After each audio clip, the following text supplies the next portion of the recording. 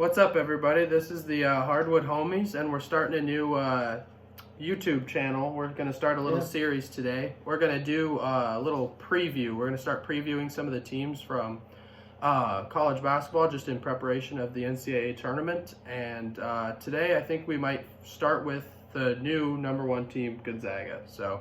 Yeah, that's what. So is that why we're starting with Gonzaga? Yeah. I feel like they're going to be #1, so might as well start with the top-ranked team and just see what happens from here. And yeah, hopefully this gives you some context as you look. A lot of people start tuning in the end of the season, right? So if you start paying attention now, maybe we can help you out a little bit. Yeah, we're gonna start trying to do like one team every week or something. Get until we get like the top, 5 or 6. Yeah. Well, I guess that's all we'd really get. I mean, there's not many weeks, but yeah, we'll see what we get to. We'll see what we get to. We'll try to get some of these out, but so with Gonzaga, I think you obviously start with the front court. You've got Timme and Holmgren, but that's not all they've got, obviously. But those two really, drive them forward. So pretty much everyone they lost, and so last year, at least for me, they were it almost felt like a team of destiny in terms of they were undefeated, and they looked really good most of the year, And they had a good front court, but their back court was really good. Right, yeah, no, their back court's still good this year. Don't get me wrong. It is, but I feel like what they lost, they just kind of transferred it with these incoming players to their front court. So I don't know, I think that's more of their specialty this year. No, I agree. But when you look at it, you've got their two leading scorers are Holmgren and Timme. Chet gets about 15 points a game, Timme about 18. And the next highest after that is Strother with 13. Yeah, Strother's my guy, actually. He's a shooter, pretty much. He is, yeah. I'm looking at my note cards here, but he shoots 39% from 3 on the year, averages about 13, so... He's kind of an X factor, I think, in a way. Oh, yeah, there's some players that just kind of, with the type of games they have, you can kind of tell how the team's doing. Yeah, I think Nembhard is actually not an X factor. I think he's one of their stars that gets really overlooked. Yeah, their point guard. Because he just runs everything for them. They're so fluent in transition and stuff when he's in the game. He just knows exactly what he's supposed to do with the ball every time he gets it. So yeah, it's surprising the few times, and I've only seen it one game this year, but when he gets a little flustered, it's weird to see. Yeah, it is.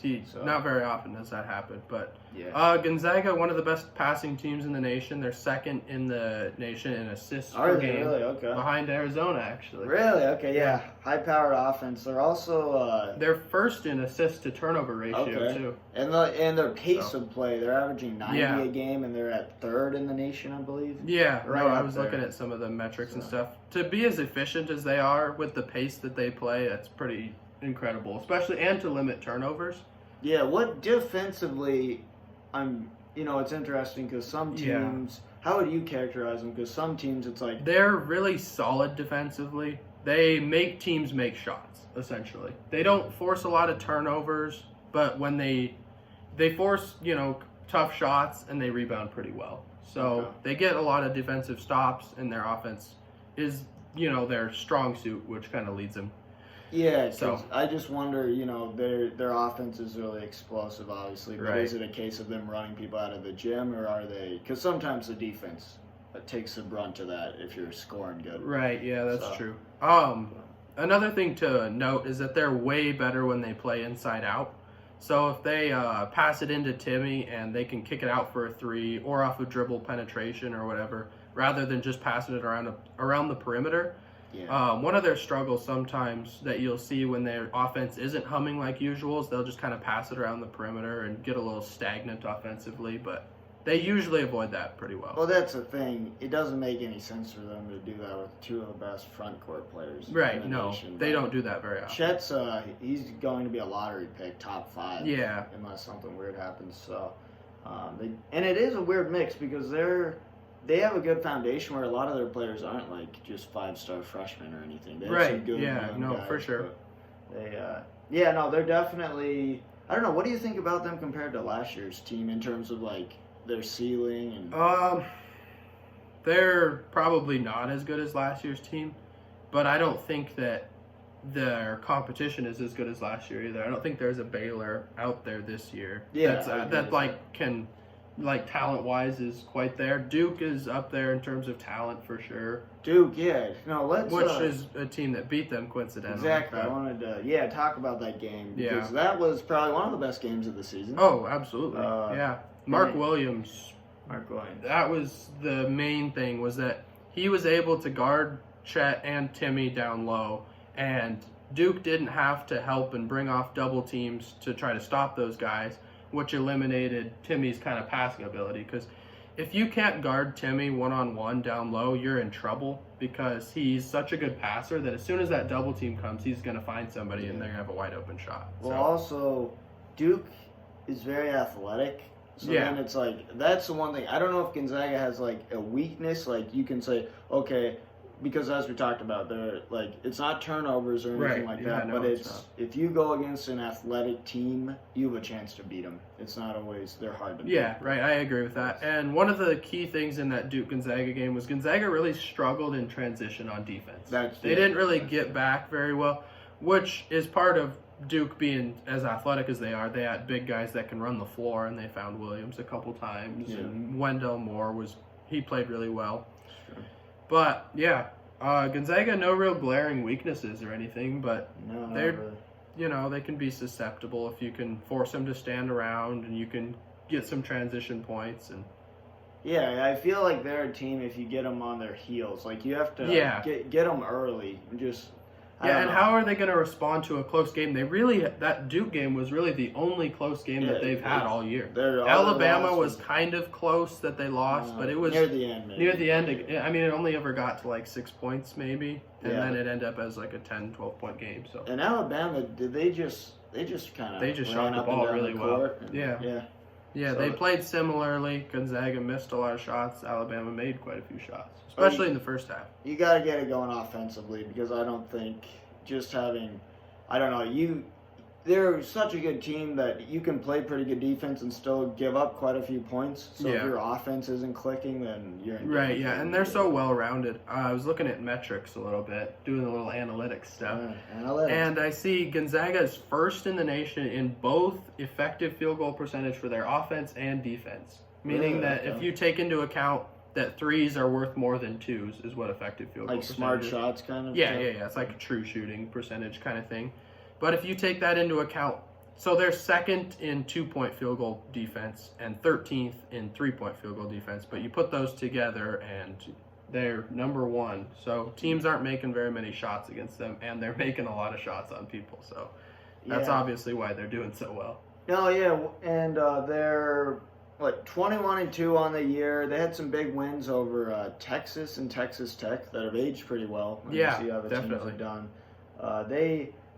I don't know. It's weird because I brought this team up a few times, but I liked their team last year more. But I think this team could actually make it all the way and win it. It's just weird to think about because. Yeah. Well, I think that they could have won it last year too. Yeah. Sure, they didn't play very well in the championship, or Baylor played really well, but they were still there and had a good shot. Yeah. Or it could just be a case of Gonzaga, they just don't get over the hump. But because after this year, I think you're going to see a decline of some sort. Well, there hasn't been a champion west of Texas since 1997. So. Oh yeah, Arizona wanted that. Maybe somebody will come. Someone has to. Someone's got to at some point. If it's going to be from the West, it's them and maybe a handful of teams, but they're one of the best. Yeah, Arizona, UCLA, Gonzaga. They've got a decent shot at it this year. They got three really solid contenders, I think. True. Yeah. I don't know. I was looking at their upcoming schedule. Right, They have some. Well, we don't agree on this completely, but they have. So the last two games in West Coast Conference play, they've rolled so far. No losses. The BYU game, they've beat them by 30 twice. And then St. Mary's, they just beat. Yeah. In a closer game. It was. St. Mary's did a really good job of not turning the ball over, which most teams do against Gonzaga, but they played with really good pace. They slowed the game down. They had a lot of back cuts, which hurt Gonzaga. They got a lot of backdoor plays and stuff like that. So maybe some cutting and back screens and stuff could be the way to go against them. But they played pretty well, and they kept it to about 12 for most of the game. It kind of stretched out to 20. But then with about 4 minutes to go, it was like an point game or 6-point game. So they kind of hung around, but Yeah, they did. They have another crack at Gonzaga at Yeah, home, the yeah. last game of the February 26th, I Yeah. believe. And then they have to go to San Francisco too, like 4 days earlier. And that team's kind of fallen off a bit, but that's a solid team too. I Yeah, wouldn't wanna for play sure. them on the road. they just went on the road and beat Santa Clara by 20. So that was a pretty that's- big win yeah. for San Francisco. So maybe they're They still have a Starting chance to at the play well. tournament. They have a reason to play. yeah for they're sure. in right now. As of right now, I think San Francisco's last 4 in. So Yeah, I think Gonzaga drops one before the tournament. I don't see them winning out. But yeah, I well, don't know. I think they'll probably win out. But uh, yeah, they're a hard team to beat. no, Really yeah. hard team to beat. For sure.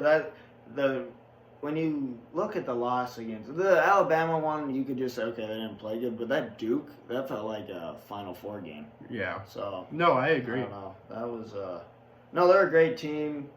Anything else you want to add? Lasting thoughts. Yeah, I don't know. Would you take Gonzaga championship or The field. the field? Yeah, The field. I'll definitely you take the field. I would probably take the field too, but I think that they're going to be the favorite probably to win. Yeah. But I don't know. Well- I think that right now there's kind of a real logjam at the top. That's the But- issue. Yeah, I would almost take any question like this team or the field. I think this year it almost is smarter to take the field every time. Gonzaga is one of the few where you might hesitate a bit, but I would Right. still take the field. Yeah, I think that Gonzaga and Kentucky are probably playing as good as any two Yeah, teams right Kentucky. now. Yeah. So maybe we go Kentucky next. Yeah, Or let's do it. we Yeah. do Kentucky Because next. we don't know so- exactly how the top 10 is going to shake out. Kentucky will definitely be probably like 3 or 4. Yeah, I guess. right, for sure. So we had some losses. We could by definitely some go with teams. whoever's number 2 is next. But I think that Kentucky's been playing really well. I feel like it's a good time to talk No, about I them, like so- that. I like that. They haven't gotten much. We haven't talked about them much except their beginning struggles. Right, And yeah, so they yeah, let's struggled give them with some Duke love. early. Duke, man, they beat Kentucky and Gonzaga. But then they So, don't look too good. No, Yeah. they sometimes look bad, but they kind of show up for the big games. So, They do. They'll be fine. but that's about all we got on Gonzaga for now. Yeah. I think they're lasting thoughts. They're a good 3-point shooting team. They got a lot of depth. They got Depth. Yeah, Good we size. mentioned that. I'm going. Yeah. yeah, no, they got some guards that come off the bench that can play. They got Nolan Hickman, Hunter Salas. I was gonna say Salas, but okay, yeah. And then Rasir Bolton. He's Bolton. Okay. 45% 3-point shooter. Jeez. Actually, Holmgren 46% 3-point shooter this Does year. he shoot it much? I'd say he probably Once in a while. takes 3-4 a game. Really? Okay. Yeah. Jeez. But yeah, pretty unreal stuff. So I don't know. Gonzaga definitely a national championship contender Oh. this year. Yeah. So watch Yeah. out for the Zags. Yeah. Watch out. They're not a Cinderella anymore. So. Yeah. All right. Thanks for tuning in.